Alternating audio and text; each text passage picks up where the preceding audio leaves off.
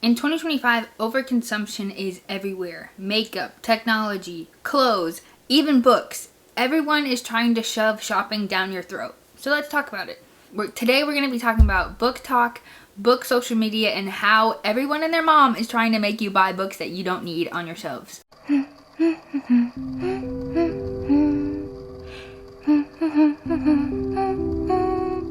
To start off this video, let's talk about what is BookTok.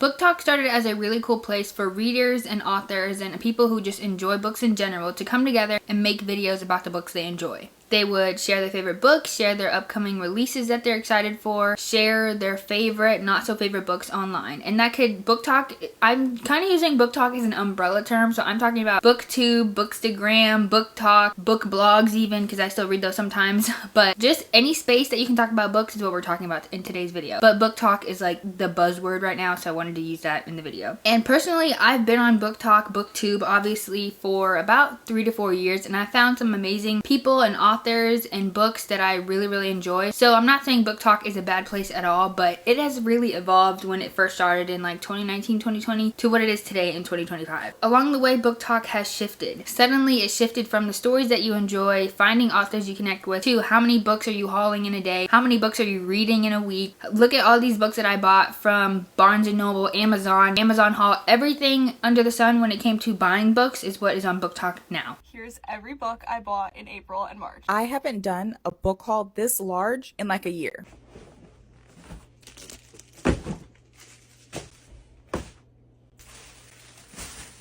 Special editions, buying multiple copies of the same book, buying different editions of the same book that you don't need has all taken over TikTok. Now you have companies where their whole job is to just create special editions of books that you may or may have not read, subscription boxes to books you will never read. It is everywhere. And what I realized over time, which I don't know why it took me so long to realize, but a lot of these creators make money. They make money from showing you all these books and all these things that you can buy, bookish accessories that you're never gonna use, a freaking book pillowcase, like so many things that you don't need to be a reader is what they're trying to sell you on these platforms. And with things like TikTok Shop, Instagram shopping, so many apps nowadays, the first thing they want you to do is scroll. The next thing they do is want you to shop. And book influencers in general know how to get you to shop. And you have to remember that these influencers are gifted these books. They might have enough money to do 20, 30 book hauls in a month or in a year that they have money to go and buy these books for themselves. And you might feel like, oh, well,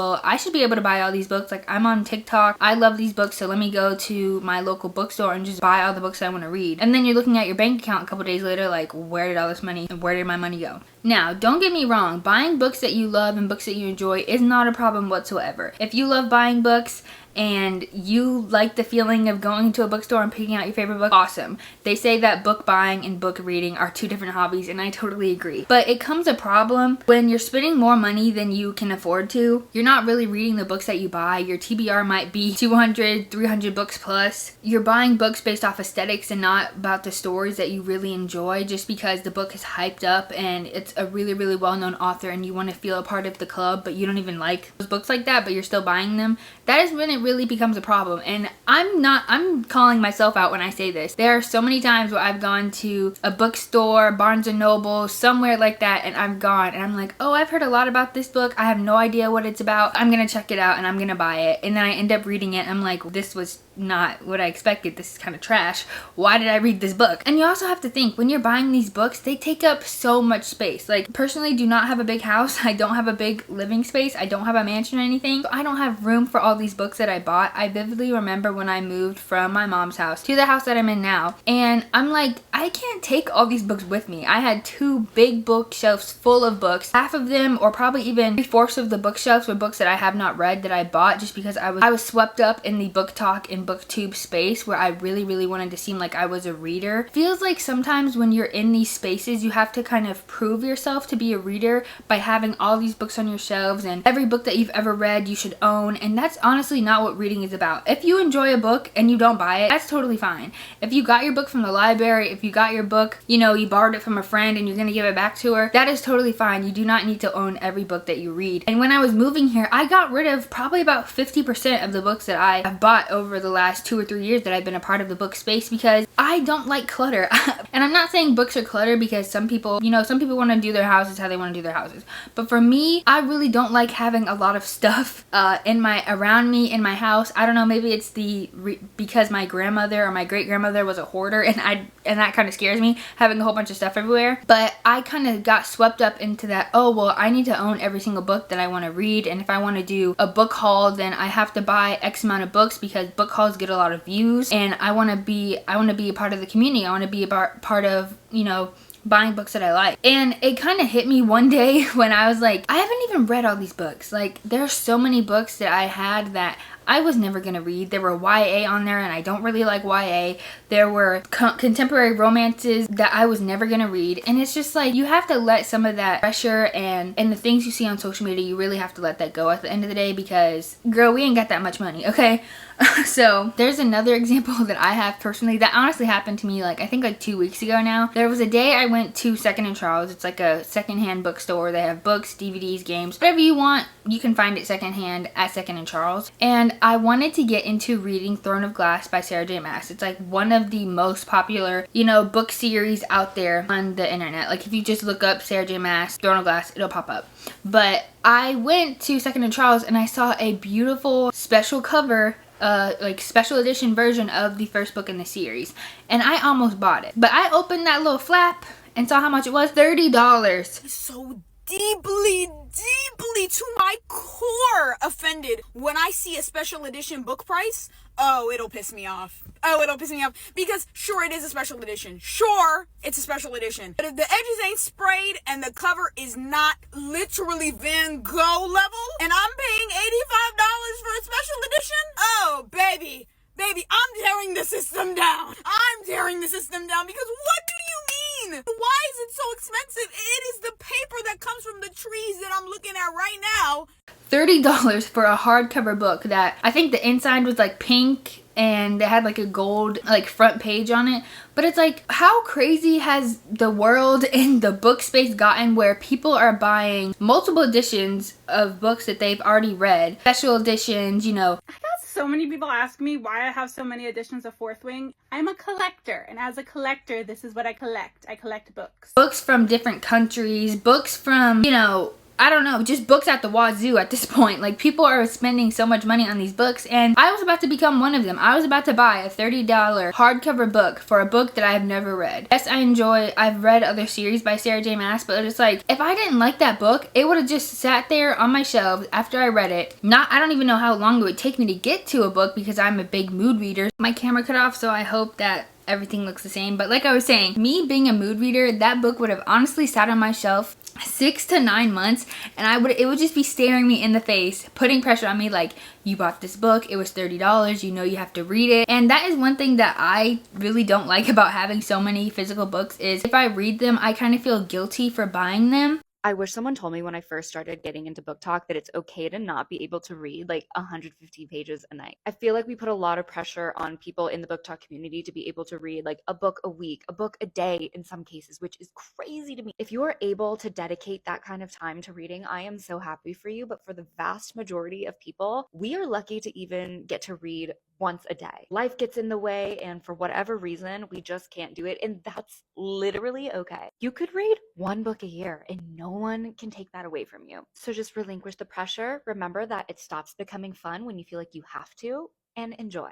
It's like, if I'm so excited about a book, why would I buy it and then it just sit on my shelves for 6 months and me not read it? And I really found myself getting into this cycle of, ooh, I saw a popular book, I bought it, sits on my shelf for 6 months, and then I just move on to the next thing. Because there are other ways that I read. I use the library, I use Kindle Unlimited, I read the books that I already own, and it's so much pressure to keep adding stuff to your collection and you're still not done reading the other books on your shelf. And I think a lot of people, especially on the bookish space, if you're not not like a big time influencer can fall into that trap easily, because you just keep seeing the newest books, newest editions, newest releases, and you're like, ooh, I want that, I want that, I want that. But what about the other books that are on your shelves? And I honestly had to catch myself in that moment, because I really did almost buy that $30 edition. But it's honestly like, I can get that book from my library for free. I might have to wait, you know, a couple months because it's on hold, but I can save $30 by just listening to it or reading it from the library. And that's why I want to get into, like, a lot of these times I see videos about overconsumption on different platforms and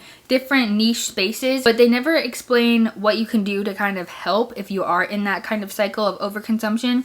And when it comes to reading, there are a couple things that you can do, like today, that can really help you fight overconsumption and really just take back your control over your book shopping. Here are a couple things you can do to stay grounded if you are in the overconsumption mindset and you really need to rein it back in any aspect of your life, honestly, but this is just for reading in general. First thing you can do is put yourself on a book buying ban. I actually did this when I first moved into my house, because I did not want to bring any more new books into my home unless I finished the ones that are on my shelf. There are so many books on my shelves that I have been eager and excited to read, but the pressure of just keep buying more and more books has made me excited for the ones I buy, and then I ignore the ones that are already on my shelves that have been on there for probably over a year now. Next thing you can do is use your library. With everything going on in the world, the library should honestly be your #1 place when it comes to finding books that you want to read. There are plenty of libraries, there are plenty of resources that your library has, and it's not even books. They might have DVDs, they might have music, they might have classes, they might have so many more things from just books. But if there are so many books that you want to read, it is so easy to just go to your local library, get a library card, and check out as many books as you want. Even if you don't want to go to the library physically, your library probably has a service like Libby or Overdrive where you can check out books on your phone or on your Kindle even, or e-reader, or whatever you have. You can easily get those things on your electronic device. That is how I primarily read, because I do like tandem reading with like listening and physically reading. So Libby is a great option. They might even have Hoopla as well, which is kind of like the same thing, but it's mostly for audiobooks. And there are just so many things that you can get at your local library. So my #1 recommendation is to support your local library. With everything going on in the world, especially in the United States,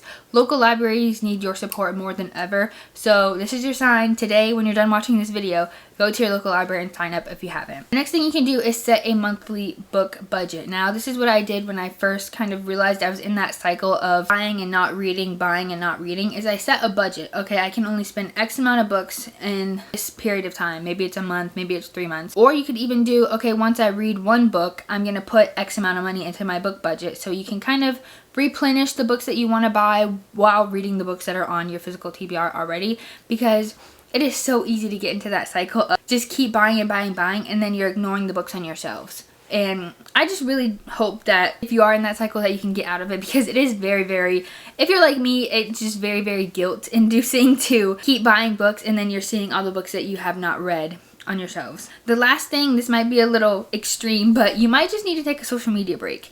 I have not been on TikTok for probably 2 weeks now, and it has helped my overconsumption and just the urge to buy so much, because especially when it comes to TikTok, you can just keep scrolling and scrolling and scrolling, and you can see so many people buying books, you know, doing these 30+ book hauls, buying special editions of books you might want. But if you just let yourself not enjoy that content and not see it whatsoever, then that's gonna deter you from doing that in the first place. So if you really need to just take a social media break, it might be a day or a weekend that you just go somewhere or go to your little reading space or whatever you may have and just read the books that you own, and you won't feel pressured to buy any because you're reading the books that you already bought.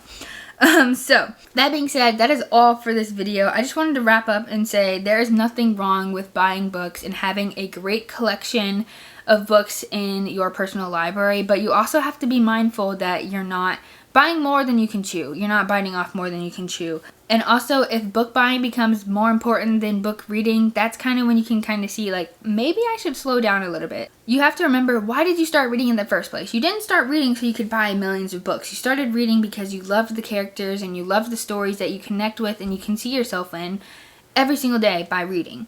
And I kind of had to put that into my head as well when I kind of was like, why am I buying so many books? Like, this is not why I started reading. I started reading because I enjoy the stories and the authors that I get to experience their writing with through the books that they write.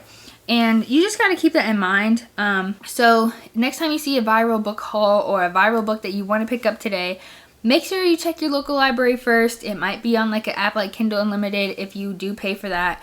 And just have fun reading. And yeah, so I hope you guys enjoyed this video. This is just something different I want to try on my channel, talking about these different niche topics, because it's something that I'm interested in. So let me know if you have any topics you'd want to see me cover in the comments below, and I'll see you guys in my next video. Bye!